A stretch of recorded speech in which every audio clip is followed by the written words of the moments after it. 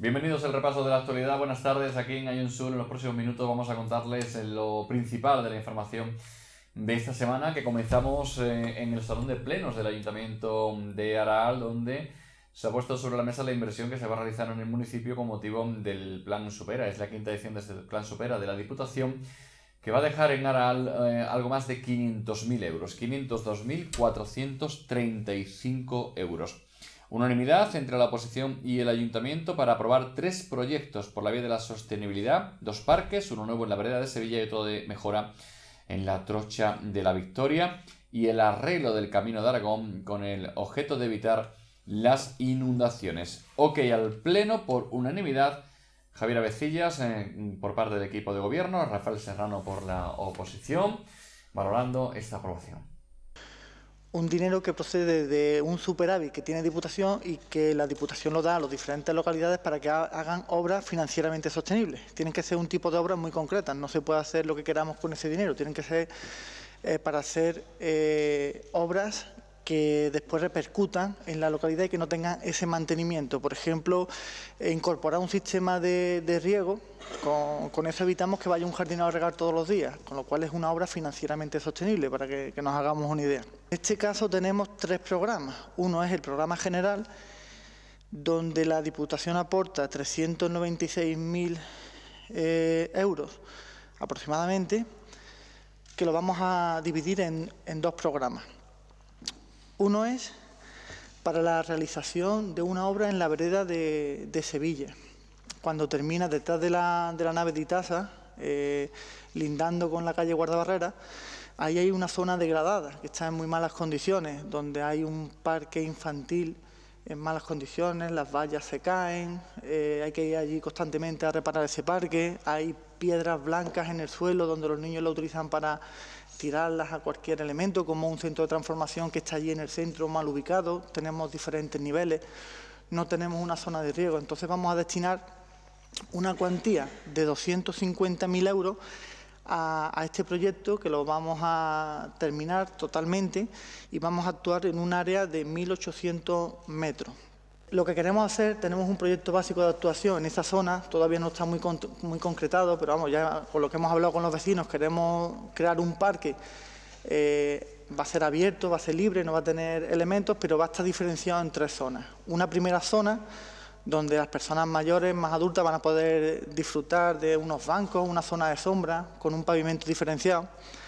Otra zona donde va a haber juegos infantiles de una edad de niños más pequeños, acotados con unos muros de una altura de 1 metro aproximadamente, con oquedades, con agujeros, donde van a poder jugar a la escondida, van a poder utilizar la imaginación para divertirse, para distraerse. Y una tercera zona, que es la que va a salvar el desnivel, donde tenemos una cierta altura, tenemos 2,5 metros aproximadamente, donde vamos a incorporar toboganes, unos toboganes para que los niños disfruten los más grandes, pero también incorporando un sistema de suelo que corresponda a la seguridad, para que los niños tengan una seguridad.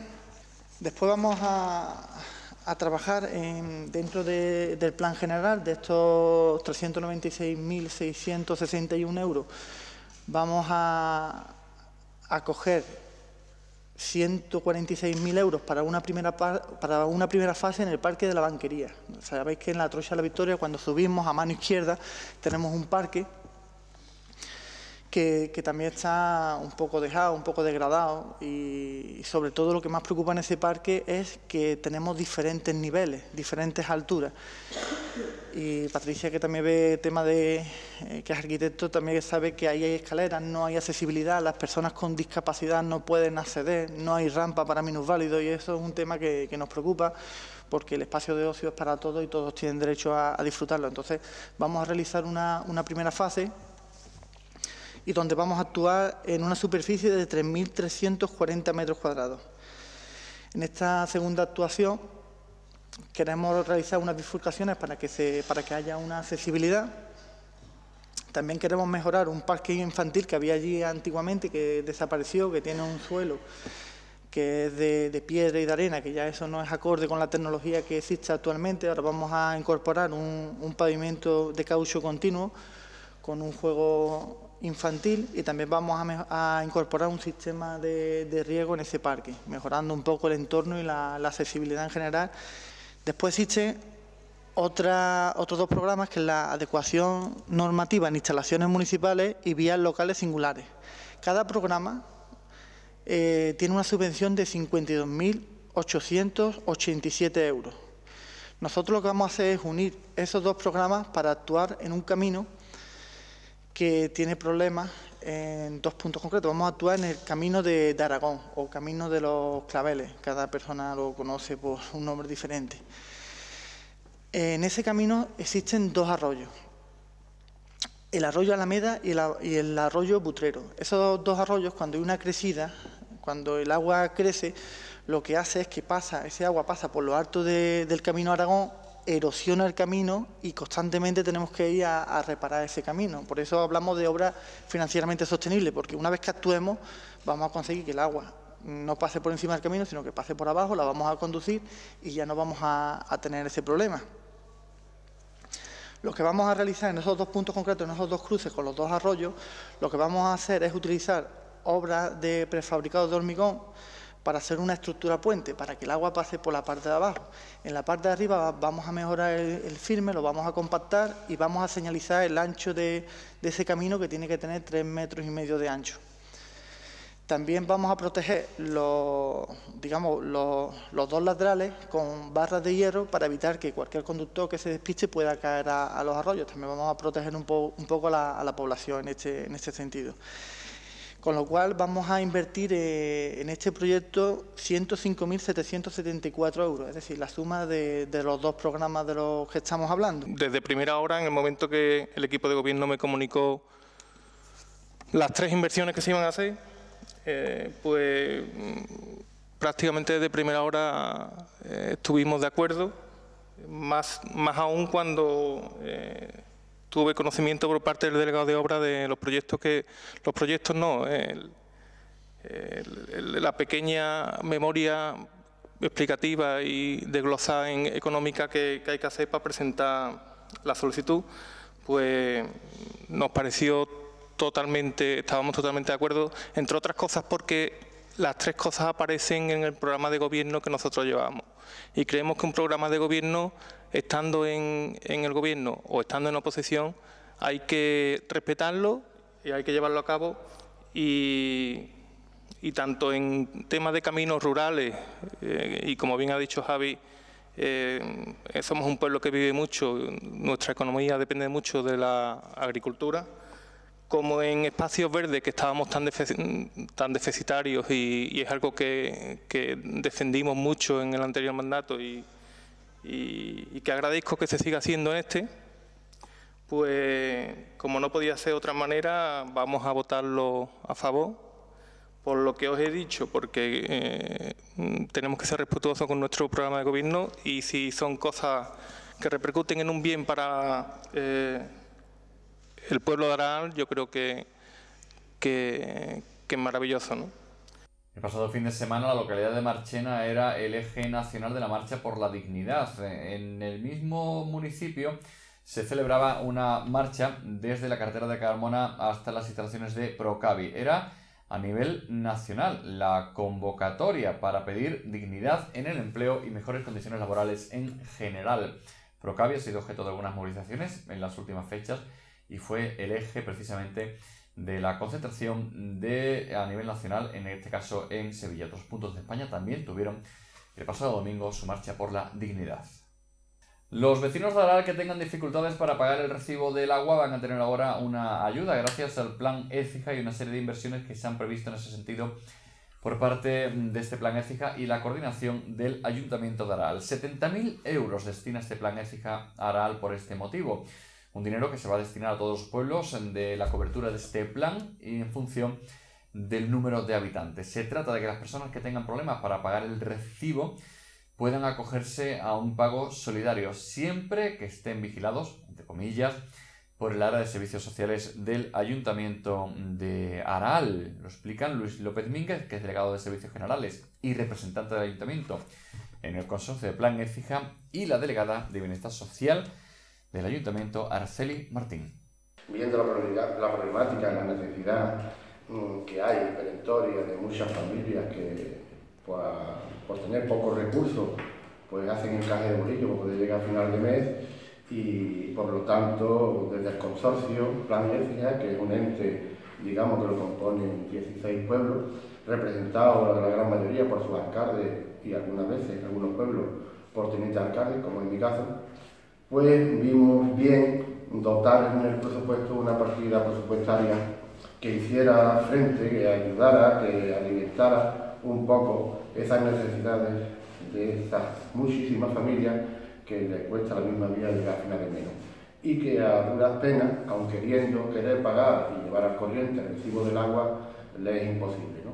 Entonces estas familias, vemos de distintas oficinas que hay de gestión del agua en cada uno de los pueblos, donde cierran los planes de pago para poder pagar racionalmente digamos, el atraso, la deuda acumulada, y entonces vimos bien dotar, como digo, en el presupuesto una partida de 70.000 euros equitativa por población en cada uno de los pueblos, para que en cada uno de los ayuntamientos se tuviera esa herramienta, desde los asuntos sociales, tuvieran esa herramienta y esa posibilidad de poder ayudar y solventar con este bono social, ¿no? Esta ayuda, como bien ha comentado mi compañero Luis, pues parte del consorcio. Ellos, por un lado, lo que pretenden también con ella es premiar de alguna manera a aquellas familias que, aunque no tienen recursos suficientes para hacer frente a las facturas que le han ido viniendo trimestralmente del recibo del agua, sí han tenido ese interés o esa preocupación pues, por hacer el pago lo más efectivo posible, y se ha acercado a la empresa distribuidora y ha dicho: mire usted, no puedo ahora mismo, por circunstancias X, no puedo hacer frente a los recibos del agua, pero sí quiero pues, que sepáis que, bueno, que mi intención es pagar el recibo e intentar que me ayudéis a hacerlo, ¿no? Entonces establecen un plan de pago con la empresa, puesto que la empresa pues, es la herramienta que dispone pues, para facilitar a los vecinos y vecinas que tengan dificultades a hacer frente a esos recibos, ¿no? Entonces el consorcio, pues, ¿qué quiere? Quiere que con esta ayuda pues, intentar de alguna manera premiar a estas familias que han tenido ese interés en poder hacer frente a esos recibos con esta ayuda. Para ello nosotros hoy se aprobaron la semana pasada, y hoy ya se pueden recoger en la sala 4 de aquí del ayuntamiento las solicitudes. Los requisitos principales para poder solicitar esta ayuda es que, bueno, lógicamente, al ser una ayuda que gestionamos desde servicios sociales, pues que no superen unos mínimos de ingresos, que los establecemos en función del IPREN, que, como sabéis, está actualmente en 531,52 euros, y en función del número de familiares, de personas, digamos, que componen la unidad de convivencia de la vivienda para la que se va a solicitar la ayuda, pues el tope estará en una cuantía o en otra. En concreto, para unidades de convivencia unipersonales, en las que solo esté empadronada una persona en esa vivienda, porque sí es importante también hacer la diferencia y explicar que la unidad de convivencia implica que se tienen en cuenta todas aquellas personas que están empadronadas en el domicilio, independientemente de que exista o no exista lazos familiares, ¿vale? Las personas que están empadronadas en el domicilio. Entonces, en aquellos domicilios donde solo esté empadronada una persona, el tope es el IPREN, 531,52. Para aquellas en las que haya hasta 2 o 3 miembros son 798, que es el 1,7. Y para las viviendas en las que están empadronadas de 4 a más personas, el tope son unos 1.011 euros, que es un 1,9 del IPREN. Y el plazo de solicitud está hasta el 31 de mayo. ¿Vale? Nosotros haremos, como hemos hecho con la ayuda de suministro vital, de alguna manera para facilitar la gestión documental y tal, pues es que iremos resolviendo tal como van recibiendo las solicitudes. Y igual que hicimos con suministros vitales, iremos informando a la persona solicitante en el caso de que le falte algún tipo de documentación para que la vaya solventando sobre la marcha. Esta ayuda directamente es el consorcio que la gestiona con la empresa suministradora. Como hemos dicho antes, nosotros somos meros intermediarios, recibimos las solicitudes, las gestionamos, miramos que las personas cumplen los requisitos, y ese listado de personas beneficiarias lo pasamos al consorcio, y es el consorcio directamente el que gestiona el pago de la deuda de esa familia pues con la empresa suministradora. Y salimos de nuestra comarca. En la Roda de Andalucía, el alcalde Fidel Romero acudía el pasado martes a la oficina de Correos para entregar un paquete con destino al presidente del gobierno, a Mariano Rajoy. Un paquete en el que había un kit de limpieza, fregona, mascarilla, lejía, detergente, todo para limpiar el país de corruptos. Así reza la carta que le ha enviado Fidel Romero, que estuvo acompañado, entre otros, por el diputado de Podemos, Miguel Ángel Bustamante. Valoración de ambos de esta curiosa iniciativa y movilización política.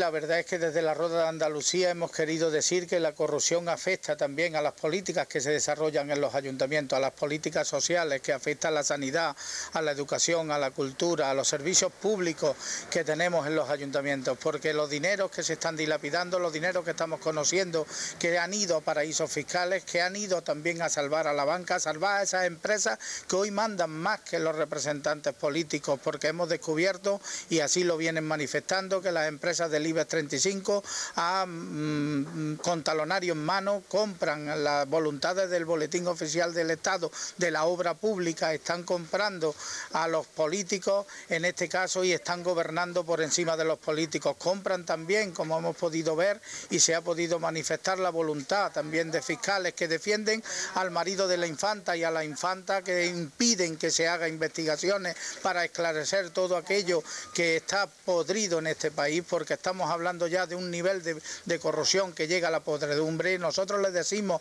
y le manifestamos en esta carta que en el siglo XVI los ladrones se les llamaba raspamonedas, porque raspaban de las monedas de oro un poco y seguía la moneda circulando. Pues bien, el señor Rajoy está con una banda de raspamonedas en este país que están robando a las instituciones, que están robando de lo público, que están robando de todos nosotros y nosotras. Vamos a enviar al gobierno de Rajoy un kit de limpieza. Estamos en una acción reivindicativa. Tenemos el gobierno más corrupto de Europa, tenemos al partido más corrupto de Europa gobernando nuestras instituciones. Vemos cómo se utilizan las instituciones y se utiliza lo público para proteger a corruptos. Hemos visto como el ministro de Justicia se manda mensajes con un corrupto como Ignacio González, que está en prisión. Hemos visto como el fiscal anticorrupción, en vez de ejercer su trabajo, lo que hace es frenar investigaciones. Y estamos viendo como el Partido Popular está parasitando las instituciones y está saqueando este país, donde los jóvenes se tienen que ir al extranjero, donde la mitad de los parados están en riesgo de exclusión social, incluso el 14% de la gente que está trabajando está en riesgo de exclusión social. Vemos como el 47% de los trabajadores y trabajadoras no llegan a 1.000 euros y sin embargo estos saqueadores están expoliando el país y están utilizando las instituciones para proteger a sus amigos.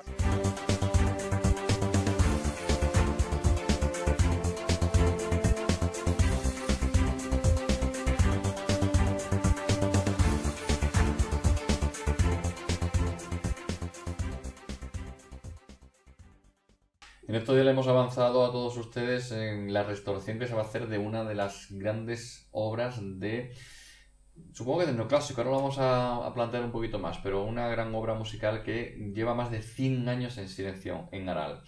Hablamos del órgano de la parroquia de la Magdalena, la parroquia de su estilo neoclásico más grande de Sevilla, y su órgano se va a restaurar. Nos ha parecido tan fantástica la historia que hemos invitado a estar en nuestro plató Abraham Martínez, que es organista y es la persona que está al frente de esta obra que me parece quijotesca. Hola Abraham, bienvenido, buenas tardes. Buenas tardes, Fermín. Cuando hablamos de que se va a restaurar un órgano, ¿el órgano es tan inmenso como vemos? ¿Tiene más cosas por dentro? Porque yo creo que es lo más inmenso en un instrumento musical, ¿no? Sí, no, de hecho el órgano, el instrumento musical del órgano, hasta la Revolución Industrial era el aparato más complejo inventado por el hombre. Así que pensemos que hasta... Hoy día estará el Airbus y bueno, sí, esto, ¿no? Porque es algo espectacular. Y digamos que lo que se ve solamente es un porcentaje muy pequeño. Este órgano, por ejemplo, tiene unos 600 tubos. De 600 tubos. Dos hay desde 2,5 metros hasta de 20 centímetros. Y claro, lo que se ve en la fachada es un porcentaje, ¿no? Un 5% prácticamente puede ser, o menos incluso. Es decir, está todo hacia adentro, digamos. Todo hacia adentro, efectivamente.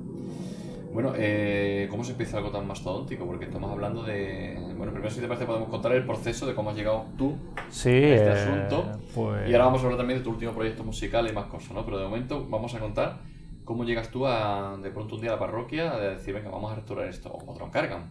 Pues me llamó un señor aquí del Aral, de la Hermandad de Santo Cristo, también tienen allí otro órgano y un armonio. Pues querían un armonio que también llevaba sin sonar no sé cuántos años, si 20 o 30 años. Pues el armonio francés, muy interesante. Le dije, bueno, y este órgano está aquí como abandonado, pero un señor muy pequeñito, no es el de la parroquia, es mucho más grande. En comparación. Claro. Y bueno, entonces ese mismo día vimos uno, me llevó a ver el otro y bueno, lo bueno es que el de la parroquia, que es el que estamos hablando, nadie lo había escuchado por lo visto, no tenía motor, los fuelles estaban rotos. La cuestión es que yo en 10 minutos hice algunos apaños sobre la marcha y empezó a sonar. Y empezó a sonar. Le pusimos viento, empezó a darle al sistema manual de viento, porque hoy en día un órgano pues tiene un motor ventilador, que es el que echa aire, y digamos que alimenta de aire sin tener que nadie hacer ninguna fuerza. Pero antiguamente era todo a base de palancas y demás, ¿no? Y lo hicimos igual, y bueno, la gente, estas personas que estaban en la iglesia abajo, cuando lo escucharon fue como magia, ¿no? Es como... Ya. Hablando de un instrumento que en Aral nadie ha escuchado sonar, de las personas que están vivas ahí. Parece ser que no, es decir, digamos que los testimonios que hay es que llevas un mudo... Más de 100 años. Sí, por lo menos sí. ¿Y por qué se queda mudo un instrumento tan magnífico? Porque de pronto se echa cuenta de otra historia, ¿no? Suele pasar muchas veces, en las iglesias tienen diferentes elementos. Está la parte estructural, lo que es el templo, los tejados, que sí hay que mantenerlos porque es la parte vital.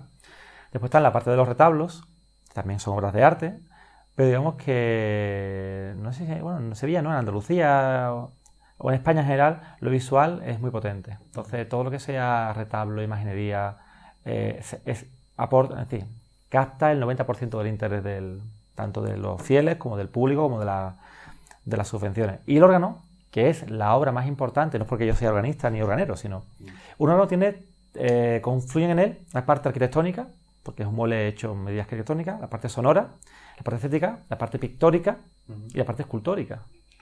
Sin embargo, siempre son los más abandonados, siempre están ahí en un rincón. Si no suena, no pasa nada, es como nadie lo echa en falta. Y bueno, es una pena que muchas veces estén ahí como callados. Como no estorba, como no... Eso.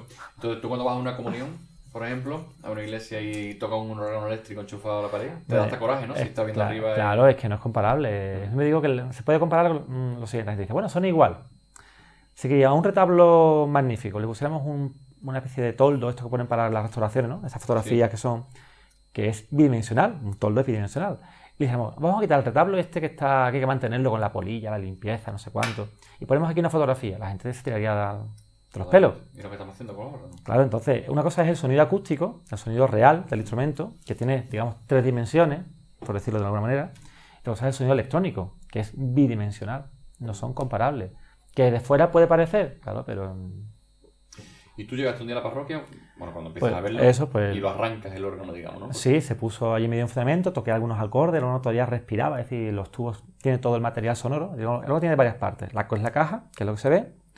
Los tubos, digamos que tiene como diferentes hileras de tubos. Cada hilera es un instrumento musical, para entenderlo, como uno de una orquesta, para entendernos. Y después la parte mecánica, que son los elementos mecánicos que hacen accionar que el sonido suene, ¿no? Cuando le das a la tecla y todo eso. Pues todos los elementos están. El órgano tiene sus tubos, prácticamente el 100%. 200. Eso es, tiene unos 600 tubos. 600 tubos. A falta de hacer un inventario exhaustivo, parece que está completo. Puede haber 605 o 590. Efectivamente, pero está ahí. Tiene todo el material mecánico, el secreto, que es una especie de mesa de madera donde están los tubos colocados como si fuera un bosque, para entendernos. Está el mueble, que sí que todo está muy mal, es decir, tiene mucha poli, ya las pieles, está todo forrado con piel de badana, todo eso hay que cambiarlo, bueno, pero está todo, es decir, solamente con eso ya podríamos recuperar. Pero bueno, porque cuando dice que lo has hecho sonar, digamos que lo has hecho sonar un 5% de lo que sí, ha sido como que, bueno, que ha respirado, es decir, que hay órganos que no tienen ni tubos.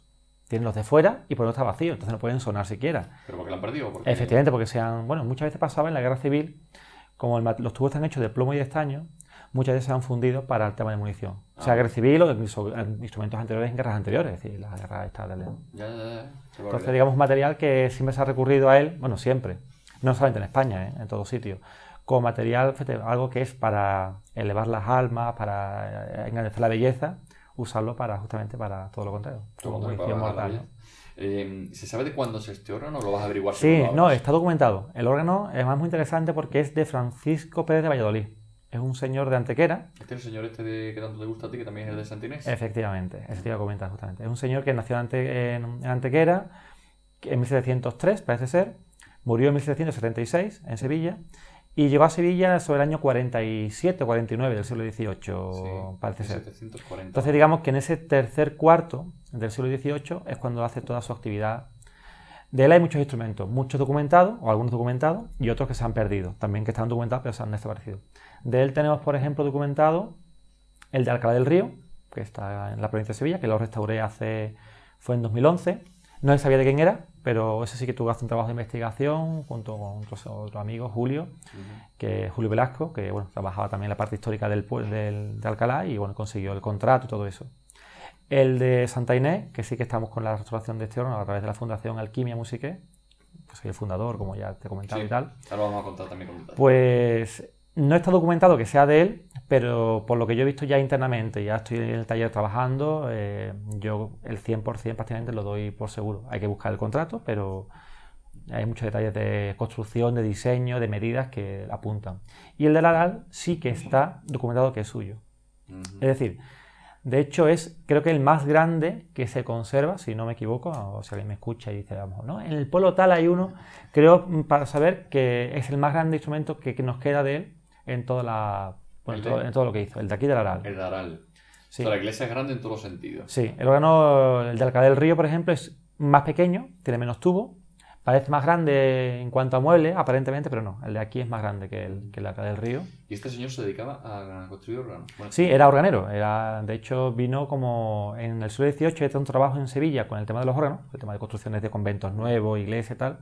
El arzobispado lo contrató junto con otros organeros para que supervisara las obras de construcción. Estamos hablando de la España de Felipe V, de 1700 largos, sí, antes del declive del siglo posterior, de un artesano, ¿no? O sea, cuando decimos que un señor en aquella... Cuidado, sí. Los graneros eran artesanos, efectivamente. Es que a eso iba, quiero decir, es un señor que no iba a un taller de ferralla y le hacían 200 tubos en una hora. Quiero decir, este hombre, cuando tú dices que fabricaba, es que me parece apasionante. Cuando dices que construía órganos de cabeza, ¿cuántos hizo en su vida?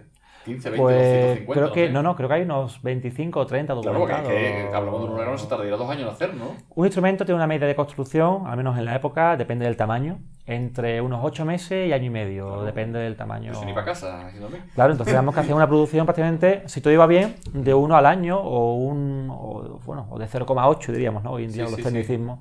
8 meses. Eso es cada... Entonces, bueno, es un señor que... Él es curioso porque los organeros son los que construyen órganos. Los organistas son los que los tocan. Digamos que los artistas, entre comillas, son los organistas, que son los que saben música. Sí. El organero es un poco una especie de artesano. Trabaja la madera, trabaja el metal, hace la fundición.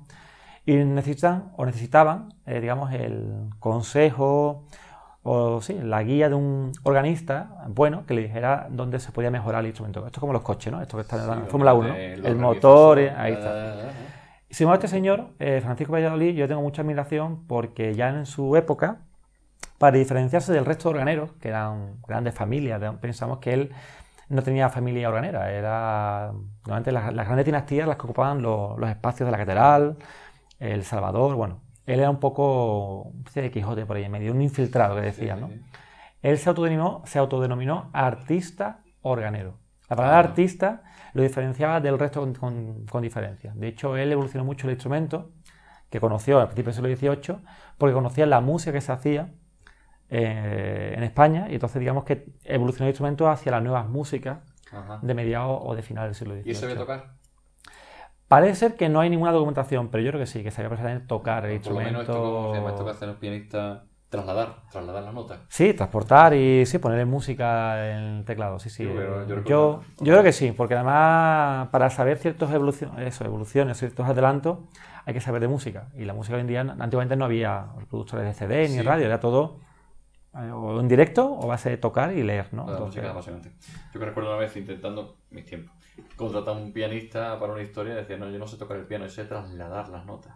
Y me pareció tan apasionante me pareció tan apasionante que ahí me sonase igual. Seguro que tú lo escuchas y te dices, no, este traslada, este no toca. Sí, es como lo de interpretar, ¿no? Es como trasladar del papel al mundo físico. Eso que sabía trasladar. Muy bonita la frase, muy bonita. Sí, que no sabía acompañar, digamos, a alguien como los grandes maestros, ¿no? Que cualquier persona se pone a cantar una canción y sabe acompañarle, improvisar, los acordes y demás. Y bueno, tú llegas a la parroquia de Magdalena, ¿no? A la iglesia. Y en ese momento, ¿qué sientes cuando tú tocas ese órgano? ¿Es más admiración o vértigo quizá por tocar un instrumento que tiene 4 siglos de antigüedad o más? ¿O es más el cabreo de decir, pero oiga, ¿cómo es posible que haya pasado 100 y pico de años y nadie se haya preocupado de esto? Bueno, siempre un poco eso ya lo tenemos asumido, es decir, un poco la indignación. El cabreo lo tienes ya... Sí, la indignación de ver las obras de arte que están abandonadas por falta de sensibilidad, por falta de cultura, por falta de dinero, por falta de muchas cosas, cada uno que lo aplique como pueda. Eso ya lo tenemos arreglado, es decir, yo llego al sitio y digamos que lo asumo, ¿no? Es como vengo aquí como un poco el doctor Frankenstein o como un nuevo creador, es decir, para poner en vida una nueva criatura. No olvidemos que el órgano, todo lo grande que es, respira con aire. Es decir, el aire que pasa por los tubos del órgano y por la parte interna es el mismo aire que los fieles están respirando en la misa. Es decir, algo muy, muy especial. No es un piano que suena, o que también tiene su encanto, pero es otra historia, tiene aliento. ¿No? Tiene aliento. Entonces, yo siempre que entro en un sitio, primero intento captar un poco la energía del lugar. Es decir, ver cómo respira la iglesia. Además, normalmente no voy al órgano directamente. Entro, veo el espacio y el final es como a ver a quién me encuentro, con quién me encuentro. Y siempre es un respeto profundo al instrumento, porque además pienso siempre en quién lo hizo, el cómo lo hizo. Este instrumento, por ejemplo, ha tenido diferentes intervenciones posteriores, en el siglo XIX, parece ser, que han cambiado un poco su fisonomía o su composición, levemente. Pero digamos, eso si lo llegamos a hacer, habría que quitarlo y volverlo a poner como se puso originalmente, ¿no? Es apasionante el tema, ¿no? Vas a tener que desmontar un bicharraco que tiene 600 tubos. Sí. Entiendo que una buena parte del proceso inicial es... te lo pregunto, digamos, en cateto, ¿eh? Entiendo, a ver si me entiende la pregunta, que es una cosa que... Entiendo que hay 600 tubos que cada uno de un padre y una madre, o sea que los 600 tubos no vale meter en una caja. Claro, eso cada uno estará en su sitio, su claro, huequecito, efectivamente. Su numeración. Cada uno tiene su medida, su nota musical correspondiente, su lugar. Entonces, lo primero que hay que hacer es un trabajo de fotografía, de vídeo y lo que pueda ser sonoro, de cómo está todo. Es lo primero. Después hay que investigar todo con mucho cuidado. Todo súper delicado, es decir, cada tubo va a su sitio, en cajas con papel, con minutos de papel, todo muy cuidado, aunque esté todo lleno de suciedad de hace 2 siglos y medio. Da igual, eso va todo como si fuera... Hasta las polillas van a tu taller, todo. Efectivamente, todo, yo lo llevo todo. Sí. Entonces, ahí en el taller pues hace un proceso ya de restauración, es decir, cada tubo, por ejemplo, hay tubos que están doblados y machacados, pues el tubo se intenta quitar los bollos, es decir, con diferentes procedimientos. La madera pues se desinfecta según proceda, o se reconstruye una pieza igual si es irrecuperable. Sí. O, por ejemplo, hay partes que están forradas con piel, están como guarnecidas, que se llaman, ¿no? Pero toda esa piel que tenía 2 siglos y medio la pasa el dedo y se deshace, como si fuera papel mojado. Sí. Pues hay que quitarlo todo, con procedimientos especiales, volver a encolar. Desde solfeo hasta barniz, ¿no? Eso lleva todo. Sí, eso lleva todo. El barniz lo usamos poco, pero sí, además todo es artesano, además todo lo hago yo junto con mi compañero, mi ayudante, Ricardo Franco, que es mi Sancho Panza, en todas mis aventuras.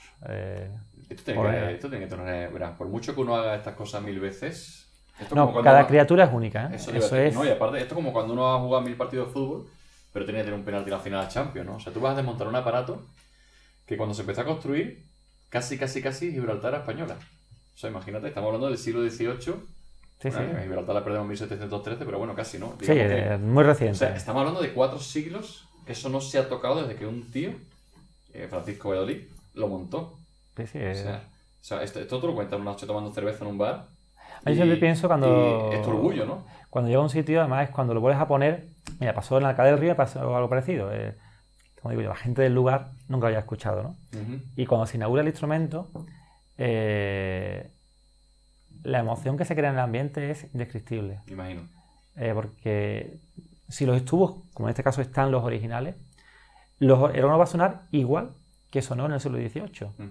Un violín se cambian las cuerdas, porque un violín, aunque sea un Stradivarius, la cuerda ha cambiado, aunque sea de tripa, la cuerda es una cuerda nueva. Un piano, la cuerda cambia. Un instrumento de viento, con la humedad de la saliva, se deteriora mucho y no aguanta, los hay de 2 siglos, pero cambia mucho el sonido. Termina obstruyéndose, sí. El órgano, si se mantiene bien mantenido y el metal no, ¿verdad? Mientras que no se hagan salvajadas, ¿no? Mientras que no se... yo creo que me los he encontrado como si hubiesen bailado de una jota dentro del Vaya. Sí, estaban todos machacados. Pero aún así son recuperables en gran parte. Cuando se pone en funcionamiento, pensamos que el aire es el mismo, porque el nivel de humedad es el mismo. El ambiente que hay en la iglesia ahora es el mismo que hacía 3 siglos. Igual. No ha cambiado. La iglesia por dentro no ha cambiado. Como mucho le hubieran puesto aire acondicionado, como pasa mucho en Castilla, ¿no? Ahí con el frío. Pero aquí es el mismo. Entonces es como un viaje en el tiempo. Es de las pocas cosas que te pueden hacer transportar realmente a cómo sonaba fielmente hace 2 siglos y medio. ¿Tu compañero Ricardo Franco? Ricardo Franco, sí. Igual de friki que tú, ¿no? Bastante, ¿no? Igual, sí, él... Le apasiona igual, ¿no? Sí, él es también organista. Yo empecé a darle clases del conservatorio de órgano. Fuimos compañeros, pasa que él después siguió otra vida y al cabo de una década y pico lo encontré y le di clases de órgano como organista y después, bueno, pues justamente también le gustaba la organería y como a todo organero le hace falta un ayudante siempre, pues nosotros digamos que nos diferenciamos mucho de otras fábricas de organería en que hay otras grandes empresas que hacen un trabajo muy bueno, pero lo hacen todo como muy industrial, es decir, llegan al sitio, le da igual que sea este o no, que el otro, el procedimiento es, claro, tienen 20 y tantos empleados, es otro concepto de trabajo. Absolutamente distinto. El maestro organero no supervisa el trabajo, no lo trabaja, es decir, tú me entiendes perfectamente, todo es válido, pero esto es otra historia. Es otra historia distinta. Vamos a hablar enseguida de tu música, pero una pregunta tonta para terminar. Las que quieras. Eres el único organista que conozco, y organero, sí. Ambas cosas en este caso, y sin embargo conozco miles de pianistas, decenas. ¿Por qué no eres pianista si organero? O sea, ¿por qué tú en su día cuando dijiste quiero tocar tecla no dijiste, bueno, yo quiero ser Richard Clayderman? No, yo iba a ser Francisco Valladolid. ¿Por qué? Pues es que el tema de ser organista es vocacional, eso es una llamada. Los que son organistas y me estén escuchando, si alguno me está escuchando, saben que es algo especial, ni mejor ni peor, es distinto, especial. Hay gente que estudia música por casualidad, empieza con el piano, le gusta, funciona, al final. Yo me acuerdo cuando mi madre me dijo, fue algo así, ¿no? Como, te tengo que apuntar por las tardes a algo, vale. O música, o taekwondo, mecanografía. Sí. Yo dije, órgano, yo quiero música, pero que además quiero estudiar órgano. ¿Según cuánto edad? Eso tenía yo 7 años. ¿Y tú quieres ser organera? Organista, quería ser organista en principio, el organero vino después de rebote. Pero yo quería ser organista, es decir, a mí el tema de escuchar un órgano de pequeño me hizo me caló, me grabó. Sí. Entonces, de hecho, tuve que hacer unos años de piano, porque eran obligatorios por el sistema de formación, pero yo era como, no, a ver, cuanto antes fuera que yo quiero empezar a estudiar órgano. Vaya, y pues sabes tocar el piano, ¿no? Sí. Entiendo. ¿Qué más instrumento tocas? Bueno, todo lo que sea de tecla, también toco el clavicémbalo, el clave que se llama, el armonio también, bueno, todo lo que sea tecla, estamos. ¿Y todo lo que sea tecla del siglo del medievo y eso? Bueno, sí, también el organeto, por ejemplo, que es uno mucho más pequeñito también. Todo para antes. Sí, todo. Oye, ¿y esto, el acordeón no, ¿eh? El acordeón tiene teclas, no, eso todavía no hemos puesto, lo vimos algún día. No nos llevamos con ella. Y esto es tan difícil, una vez entrevistando a Javier Periánez, nervense, maestro pianista, claro que sí. Una mijita de eso me decía, bueno, Javier, has ganado el premio Ciudad de Jaén, se pelean por ti en Tokio, en Nueva York, para que vayas, etc. Es una verdadera bestia del piano. Digo, ¿a qué aspiras ya con 20 y tantos años que tienes? Y dice, a tocar bien el piano. Los que estamos ahí sabemos todos los que días se aprende algo de claro que sí, y además somos personas que vamos evolucionando y la música evoluciona con nosotros. Es decir, Javier solamente no tocará lo mismo la Passionata con 20 años que con 40 que tiene ahora. Seguramente uno lo escucha ahora y hace 20 y lo nota igual. Pero por lo que sea, es un tío que hace hablar al piano. Sí, no. Javier además es el mejor, como digamos, abanderado, ¿no? Sí. Aquí de Andalucía, Huelva. Él nació en Huelva, me parece, en Nerva.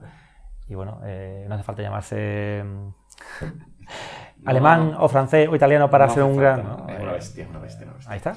Bueno, cuando acabe este informativo vamos a escuchar lo último que ha grabado Abraham Martínez, que lo ha grabado no solo él, y de hablo de Moria Valenzuela, no. Lo hemos hecho con Vicente Alcaide. Déjame que busque el dato, bueno, aunque nos fiamos de ti evidentemente, con Álvaro Garrido y Vicente Alcaide, trompetista y percusionista es Álvaro y trompetista Vicente Alcaide. Se llama Clarines de Batalla. Clarines de Batalla. Es un disco que acaba de salir hace una semana, creo que poco más. Lo ha grabado la productora IBS Classical de Granada. Es la mejor. Tiene un catálogo espectacular. Sí, bueno, además tiene acuerdos con Naxos. Naxos es una super multinacional, bueno, está en el Corte Inglés, está disponible en el Corte Inglés. Y digamos que Vicente, la idea es de Vicente Alcaide, el trompetista. Él toca la trompeta barroca, una trompeta que en lugar de tener pistones, no tiene pistones, tiene nada más que 2 o 3 agujeros y con eso tiene que hacer todas las notas posibles. ¿Como la gaita rociera? Bueno, sí. Bueno, salvando las la distancia, enormes sí, distancias. efectivamente, sí. Es como... Pero sí recuerdo que en su día, hablando con un gaitero, me decía, tengo 2 agujeros y con esto tengo que engañar a la gente. Efectivamente, pues algo así, ¿no? Entonces él, a través del sistema de labio, de presión y de armónico, crea todos los sonidos posibles, ¿no? Todos, no todos, pero todo lo que da. Total, que él, bueno, nos conocimos en un proyecto de alquimia, que yo lo llamé como trompetista para una cosa que hice hacía en 2014, un Requiem de Michael Haydn, y a partir de ahí, bueno, empezamos a ser amigos, coincidimos mucho musicalmente y emocionalmente, y me propuso hacer este trabajo que hemos hecho, que es una de Martin Nicole, es un señor organista del siglo XVIII, que recopiló, creo que más de 200 obras de tecla de la época, de diferentes autores y tal, y de ahí, digamos que a través de había obras que eran para trompeta o para grupos de trompeta que él pasa la tecla, porque como luego también tiene trompetas en la fachada, pues digamos que hay una especie de simbiosis de uno que vino por aquí y otro que vino por allá, y al final, total, que hemos hecho un trabajo de investigación muy interesante sobre la trompeta barroca y el órgano como fusión de este tipo de música. Y Álvaro Garrido, que es el percusionista, digamos que le da ese toque especial de color, sí, que también, bueno, sería en la época y nos parece muy interesante y además le ha dado mucho... Es una barbaridad, el disco mucho interés. Son 31 temas, cada cual mejor. Algunos son piezas de 50 segundos y de cosas por el estilo. Hemos hecho lo interesante es que hemos hecho la grabación en 2 órganos históricos. Uno es el de Torre de Juan Abad, que está en Ciudad Real, es uno de los más reconocidos de España. Y el otro se ha hecho en un órgano que yo reconstruí íntegramente, todos los tubos son nuevos, pero a imitación del siglo XVIII, de Gilena, aquí en Sevilla, ¿no? Entonces, han venido a verlo varios organistas de fuera y están todos encantados con él. Porque mira que habrá estudios buenos, con órganos buenos para grabar en Centro Sevilla, pero tú querías grabar en la iglesia. Sí. Que no en el órgano. O sea, llevar a la gente para allá que te grabaran, ¿no? Por supuesto. Y ha quedado de cine, además, ¿eh? Porque además la propia iglesia tiene su propio reverb, su propio sonido. Efectivamente. Es una barbaridad. El disco es una auténtica barbaridad. Lo vamos a escuchar, el videoclip del tema que abre el disco, lo vamos a escuchar cuando acabe este informativo. Habrá muchísimas gracias por venir. A ti, Fermín. Si no pasa nada, ¿en cuánto inauguramos el órgano restaurado? Bueno, tienes que Bueno, darte lo que hay a claro, toda la tienes tramitación, que pero bueno, efectivamente. un añito y algo, ¿no? Yo, en cuanto en cuanto se pudiera empezar, tardaríamos un año o año y poco, sí. Pero bueno, lo importante, como yo siempre, lo más difícil no es restaurarlo, es conseguir los medios para que se pueda restaurar. Sí, porque esto es como un amigo mío de mi pueblo, que es Lepe en Huelva, que lleva hace ya 10 años que lleva jugando una partida de ajedrez por correo, pero por correo postal, con un tío de Estados Unidos. O sea, cuidado, ¿eh? Digo, hay cosas que se hacen con mucha paciencia en esta vida, ¿vale? Y en restaurar un órgano, lo de las 600 tubos me ha quedado muerto. Sí, y además que, bueno, cuando nosotros hacemos un proyecto de actuación, el tiempo es estimado. Estimado. Si hay que echar más tiempo, se echa más tiempo. Y el presupuesto no cambia. Es decir, es mi responsabilidad, digamos que a mí es... Como dice el Gladiator, ¿no? Sí. Lo que hacemos en la vida tiene su eco en la eternidad. Sí, pues... totalmente. En este caso nos quedamos con las palabras, no sé si era el Papa León XIII, si no se dice una barbaridad, cuando Michelangelo lo estaba pintando la Capilla Sixtina y todos los días decía, ¿cuándo vas a terminar? Y Miguel Ángel decía, cuando acabe. Cuando acabe. Cuando acabe. Esa frase ha quedado para... Entonces, cuando acabe. Lo disfrutaremos. Espero que sí. Lo que pasa es que queremos ir a verte cuando desmonte, ¿eh? Sí, bueno, claro, y además me interesa mucho que todo el mundo sepa cómo funciona, cómo se hace... cuánta labor, cuánto trabajo hay. Es decir, porque al final el instrumento es del pueblo, es de las personas de aquí. Hay que darlo a conocer. Yo creo que vamos a disfrutar. Muchas gracias, Abraham. A ti. Enseguida hablamos de más cosas. Nos vamos a ir antes que nada a Écija para hacer un balance rápido y vemos imágenes ya de la clausura del Congreso Diabetes Cero. Estuvo donde está sentado Abraham ahora. Estuvieron sentados la semana pasada los organizadores de este Congreso Diabetes Cero, que terminaba el pasado domingo con los más importantes ponentes de España, y la asociación entregó al cierre durante su primer Congreso Nacional las 3 becas a las mejores investigaciones en diabetes tipo 1. Estas fueron para IDIVAPS, Cabimer y el Instituto de Investigación Germán Trias y Pujol de Badalona. Cada centro recibe 25.000 euros para seguir avanzando en sus proyectos científicos. Imágenes de ese congreso, ese cierre del congreso en Écija el pasado fin de semana.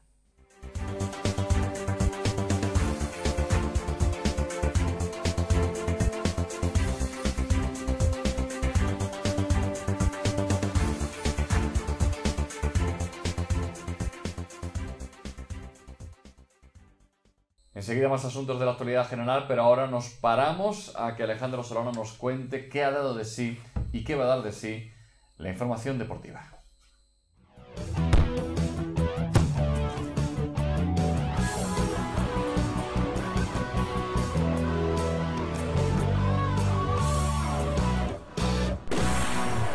Saludos, empezamos la información deportiva de esta semana, que debido a la Feria de Abril de Sevilla se presenta algo más corta de lo habitual. Por eso en Araal solo tendremos algunos partidos de los más pequeños durante estos días. Y hablando de los más pequeños, tenemos que hacer referencia al Campeonato de Andalucía logrado por 5 jóvenes de las escuelas de fútbol de Araal, que se proclamaron el pasado puente en Villacarrillo, Jaén, campeones de Andalucía con la selección sevillana de fútbol. Tan solo unos días después de conseguir el título con el equipo alevín de Araal, Miguel Ángel Sánchez, Alberto Sánchez, Manuel Romero, Isaac Cordón y Pablo García, que lo estamos viendo ya en pantalla, han hecho doblete conquistando el título autonómico también con el combinado provincial. Además, 4 benjamines, Álvaro Pérez, José Carmona, Jesús del Río y José Manuel Rordán, consiguieron también en este mismo torneo el subcampeonato con la selección sevillana de su categoría. Seguimos con la cantera del balompié aralense para contarles una gran noticia. Nos referimos al campeonato logrado por el equipo infantil A del Club Deportivo Araal, que tras vencer por 7-0 a la Peña Bética de Alcalá, consigue el ascenso a Tercera Andaluza a falta de una jornada para el final. Los pequeños han realizado un gran trabajo y ponen así el broche de oro a una fantástica temporada. Hablamos con su técnico, Juan Maluna, para conocer sus impresiones tras el encuentro.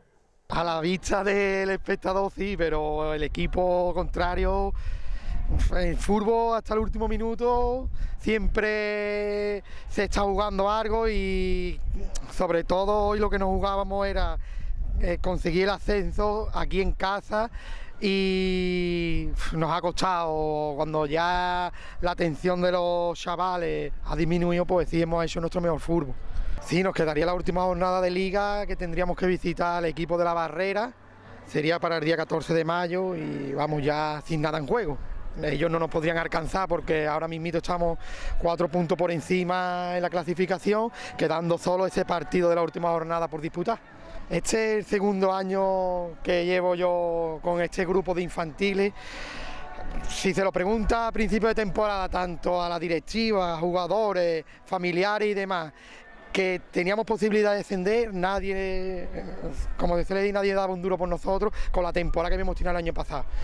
El año pasado éramos jugadores todos que venían de fútbol 7, jugadores todos de primer año. La adaptación a fútbol 11 es brutal. Cambio de dimensiones de campo, cambio de dimensiones de balón, cambio de dimensiones de portería, cambio de dimensiones de jugadores. Y nos costó un mundo adaptar a estos jugadores al nuevo formato de fútbol 11. Se siguió el mismo grupo este año, el club apostó como el año pasado con 2 equipos, un equipo A formado la mayoría por jugadores de segundo año y tenemos también 3 jugadores de primer año, ¿vale? Y un segundo equipo, el equipo B, infantil B, todos jugadores de primer año. ¿Qué hemos conseguido? Hemos conseguido que el club para el año que viene tenga un equipo en tercera y otro en cuarta, con lo que eso supone para el club a la hora de disponibilidad de jugadores de este equipo B para el equipo A, ¿vale? Pero vamos, lo más importante de todo y sobre todo en esta categoría es la formación de los jugadores, tanto como futbolistas, pero sobre todo como personas. Pues la verdad que hasta ahora mismo no me han comunicado nada por parte de la directiva.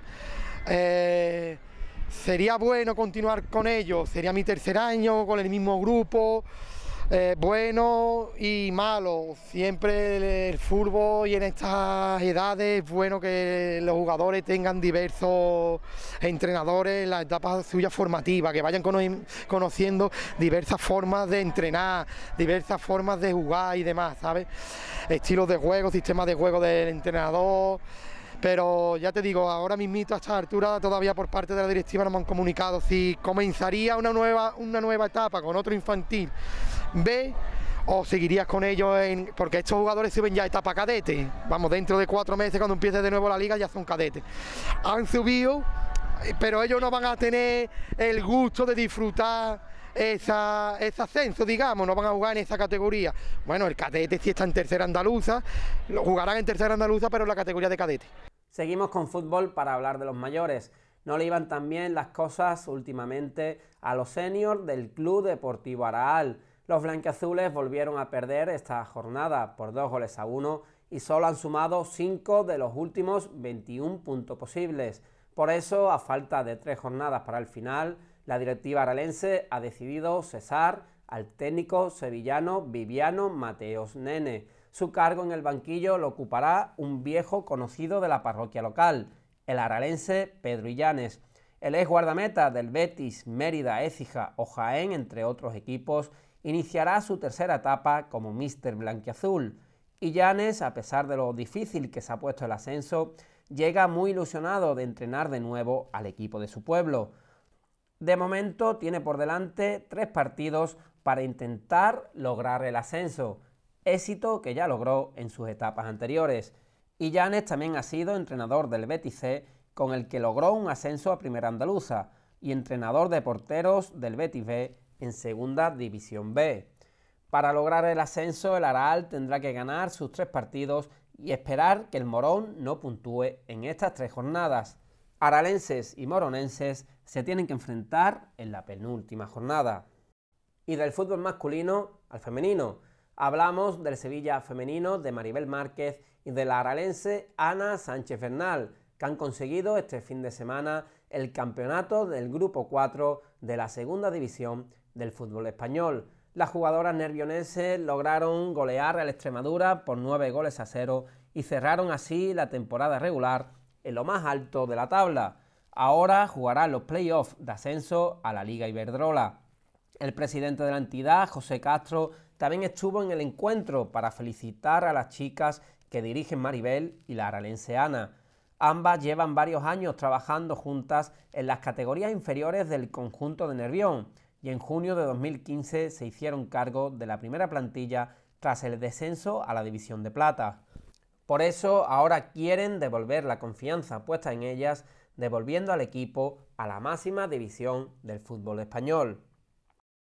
Pasamos ahora al fútbol sala para hablarles de otro objetivo conseguido. El Club Deportivo Polígono Norte logró la permanencia en la última jornada al empatar a 3 en casa de su eminencia y perder el Círculo Mercantil su encuentro ante puntos suspensivos. Los de Raúl Maldonado acaban la temporada en 10ª posición con un total de 32 puntos y ya pueden pensar tranquilamente en la planificación para la próxima campaña.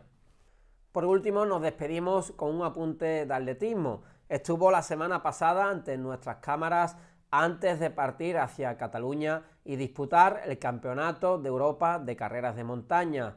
Allí el aralense José Luis Rodríguez, conocido como El Cano, dijo que intentaría hacer un buen papel ante los mejores atletas del continente. Y eso ha hecho. Finalmente, en una distancia que no es la suya, el corredor del Club Atletismo Paradas finalizó en la 8ª posición de su categoría M50. Además, su tiempo de 1 hora 8 minutos 29 segundos y su media de 5 minutos 7 segundos el kilómetro le permitió entrar en el puesto 75 de la general.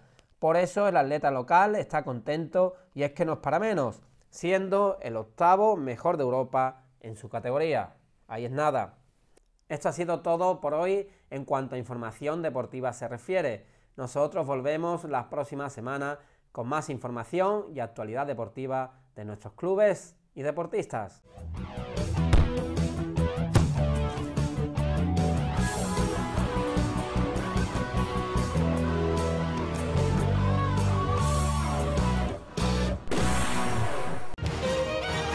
Dental Company quiere ver siempre tu mejor sonrisa y la compartimos con la noticia positiva de la semana.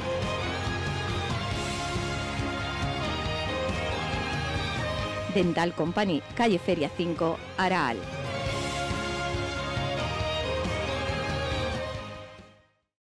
Nuestra sonrisa de esta semana, nuestra noticia optimista, nos lleva a conocer a Mercedes Cantero.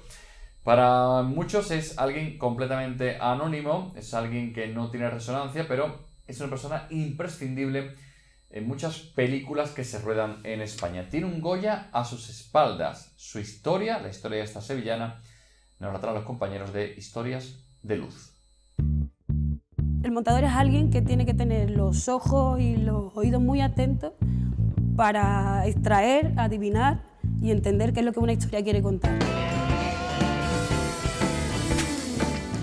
Recuerdo con muchísima simpatía a Juan de los Muertos, porque para empezar me llevaron a Cuba. Me montaron allí una sala de montaje en medio del Vedado y creo que fue importantísimo y básico para poder montar la película, porque yo no habría entendido Cuba si yo no hubiera estado allí. La ficción me encanta, el cine me encanta y las series también me gustan, pero donde más cómoda me siento es en el documental. Me volví a meter en montaje para amasar y sobre todo para enamorarme de ese gran genio que es Morente. Para mí uno de los gustos de este trabajo, ¿no? Que cada trabajo acabas enamorándote de alguien que no conocías. Jura en esta colina decís la verdad siempre, la verdad y nada. Un tándem que nos está funcionando muy bien con Mercedes Moncada, que es una gran directora de documentales. Hay que pensar ya en el año 2000. Mi querida España es un caso muy especial porque estuvimos 3 meses visionando, sin hacer nada más que visionar entrevistas. Había 5.000 entrevistas, ahí es donde encontramos el corazón de la historia. Mirarnos en nosotros mismos desde hace 30 años hasta hoy, ¿no? Desde los 20 años he podido desarrollar mi oficio y lo que me gusta. Creo que eso antes era imposible, ¿no? En el mundo del cine está muy acotado al vestuario, al maquillaje. Todavía creo que nos falta grandes puestos como guionistas y directoras que creo que tienen mucho que contar, mucho que decir, mucho que aportar.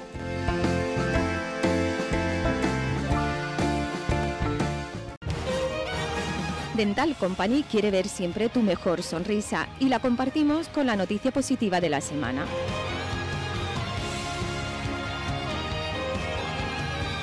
Dental Company, calle Feria 5, Araal.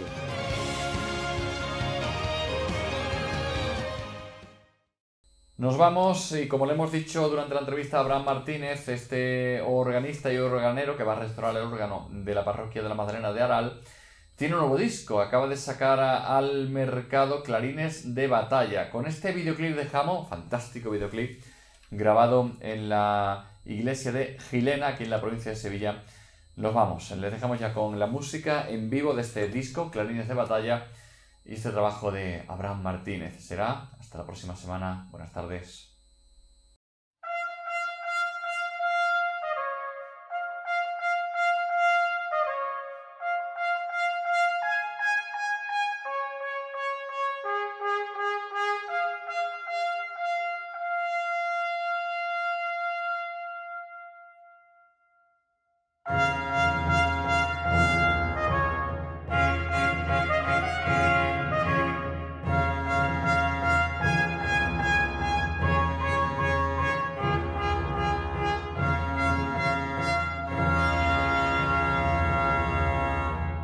Clarines de batalla me componen para traspasar las almas en candores.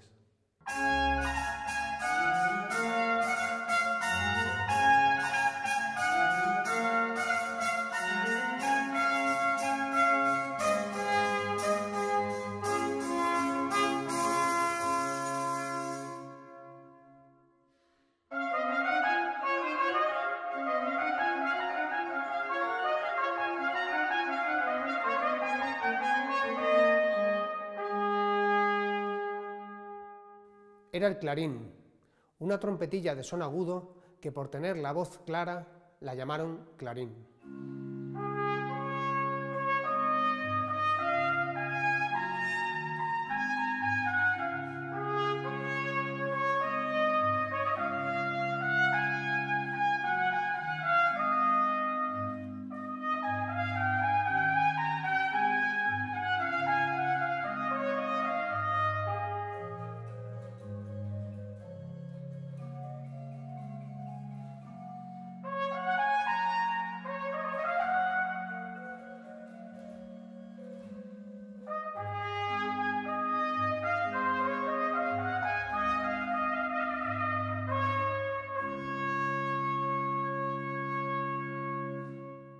Un silencio puede ser tan contundente como el más sonoro batimiento de tambor.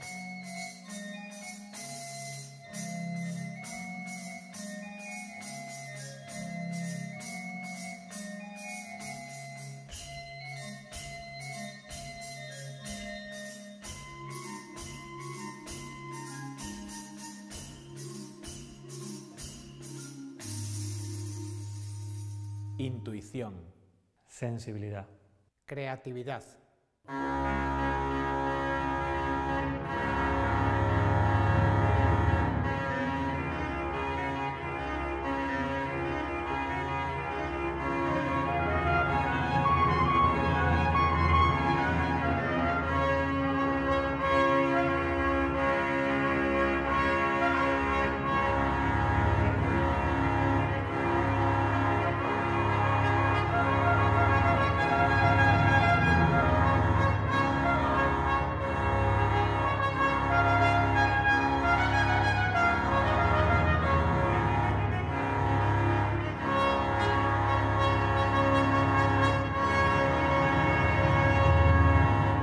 Trompetas y atabales, símbolo audible de la caballeriza real.